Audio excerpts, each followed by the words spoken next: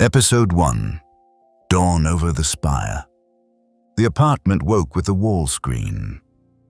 Its ticker scrolled the same lines on repeat. Curfew extended, oil rations adjusted, cooperate for peace. A drone drifted past the alley window, lens tilting down before it moved on. Ngozi sat at the table counting ration packets. Her fingers did not shake, but her breath sounded thin. 2 days left if we keep it plain, she said, sliding one packet forward. Nnennaya checked her satchel. Notebook, pencil, ID card, and a folded list. Her thumb found the worn patch on the strap. She steadied herself with the count. 4 in, 2 to hold, 6 to let go. Heat stirred faintly beneath her left shoulder, where the first trace of the glyph mark lived under her skin. Not yet the hand it would one day cover, but always awake. I'll queue after class.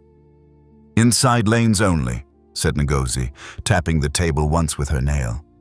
The sound meant, remember your size. In the corridor, doors opened and shut. A courier's knuckle tapped the stair rail. Habit, not message.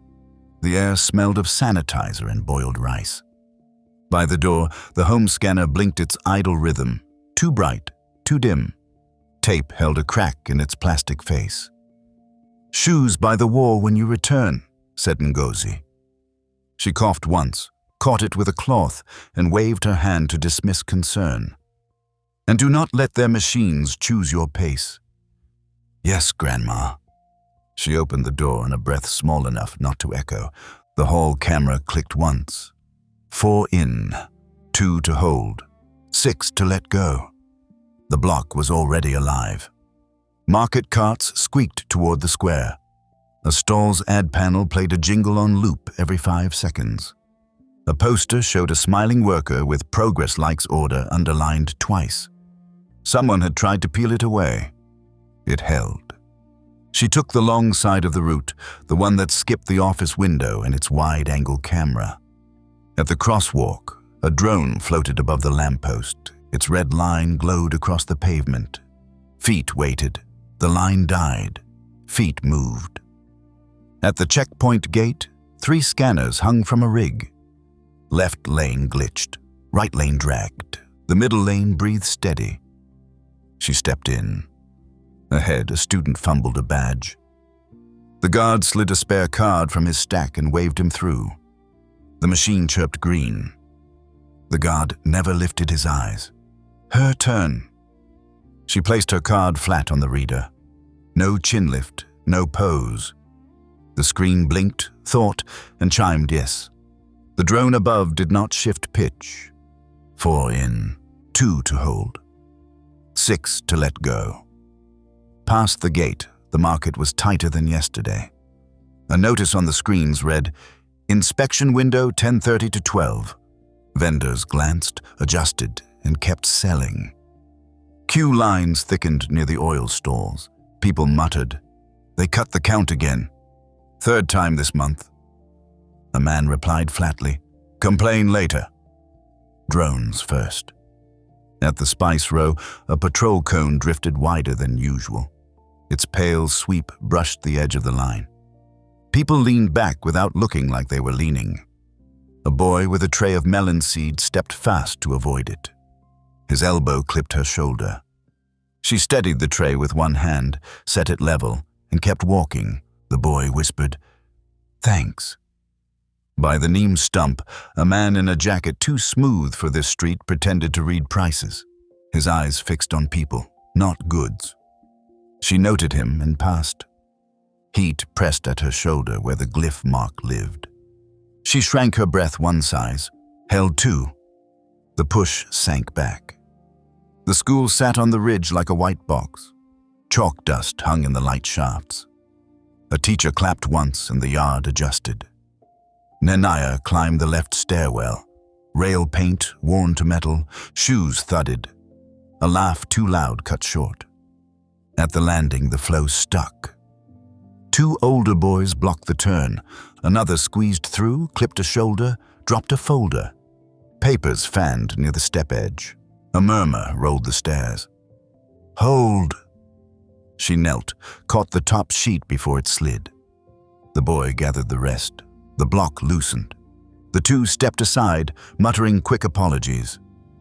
Done. The line moved again. Heat stirred at her shoulder. She softened her elbows. The mark cooled back to steady.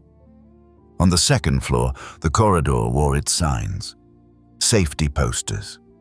Exam lists. No running, painted bold. Glass along the left wall turned into a thin mirror. In it, her shoulder looked ordinary.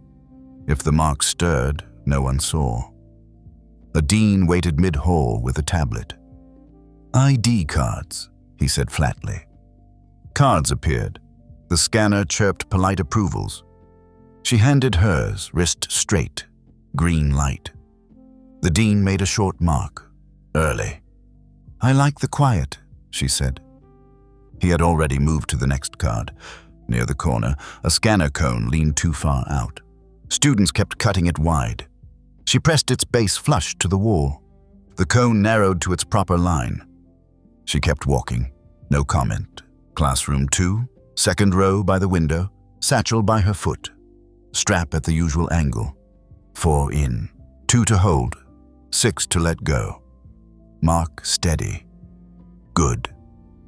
The teacher chalked the day's plan. Short verbs, clear order. "Date at the top," she said. "Then draw a line so today stays today." Pens moved. Outside, a drone ran its circle and drifted off. A clerk tacked a new curfew sheet. The corner curled. He pressed it flat. A first year tried to make a joke. It did not land. The lights blinked once. Not out, just a blink. Heads turned. The teacher kept writing. At the back, Sarah Chen froze with a stack of handouts. Her mouth moved. For half a second, her voice doubled. Human tone overlaid with a thinner mechanical pitch. Then it stopped. She placed the papers down and kept working. The air weighed heavy for one beat. The glyph mark on Nnennaya's shoulder leaned forward, ready.